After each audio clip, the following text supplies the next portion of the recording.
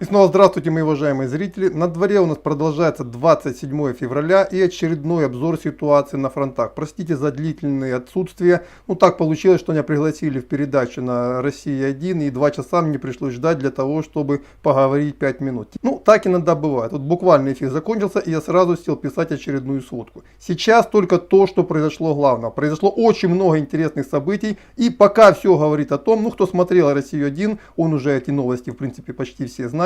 Российские удары с севера и юга по окружению огромной донбасской группировки ВСУ не просто развиваются успешно, российская армия стремительно идет навстречу друг другу. Еще 2 часа назад было сообщение о том, что российские войска появились в Лозовой. И почти одновременно пришло сообщение о том, что российскую колонну заметили в районе Новониколаевки. То есть получается, российская колонна уже прошла по траверзу Запорожья и пошла на северо-восток от него, оставляя Запорожье на потом, закрываясь от него заслонами. И по состоянию на примерно пару часов назад между ударными группировками российских войск, которые идут навстречу друг другу, оставалось немногим более 100 километров.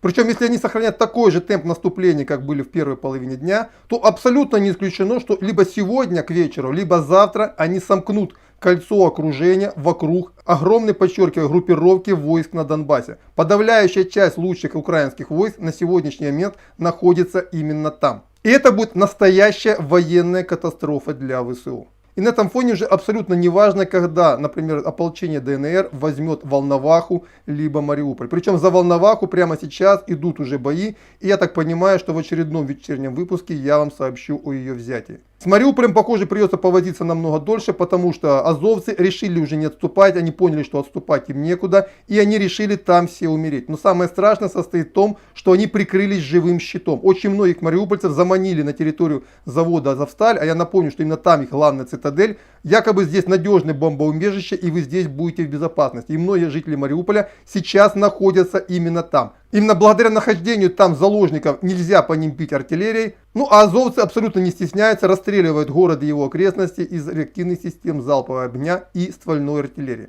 Это что касается Донбасса. По Харькову идет очень жесткая зачистка города, трудная зачистка. На самом деле действительно ситуация такова, что скорее всего сегодня российские части зачистить ее, наверное, не смогут. Они вошли в северную, восточную, северо-восточную часть города. В некоторых районах уже смогли провести зачистку, в некоторых еще идут боестолкновения. Но тем не менее в центре они уже присутствуют. Но подчеркиваю, бои идут долгие. Но в таких случаях обычно так бывает. Идет сопротивление, жесткое, мощное, а потом раз и пошло резко на спад. Как только будет пройден перелом этих боев, так сразу оно резко пойдет на спад. Но еще одна новостная лента пестрит сообщениями о, по сути, катастрофе ВСУ в районе Киева. Помните, в утреннем обзоре я сообщил о том, что российские войска проломили оборону ВСУ в районе Бучи для того, чтобы выйти на оперативный простор. И на сегодняшний момент, на сейчас я могу сказать, что это уже произошло. Фронт взломан примерно по ширине на 20 километров и на глубину до 10 километров. Подчеркиваю, пару часов назад шли уже сообщения о том, что кроме Бучи взят Ворзель,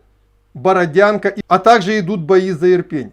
И вся эта линия сопротивления по сути уже рушится. А значит уже к вечеру стоит ожидать, что трасса Житомир-Киев будет перерезана. В Черниговской области пришли сообщения о том, что российская группировка подошла к Прилукам.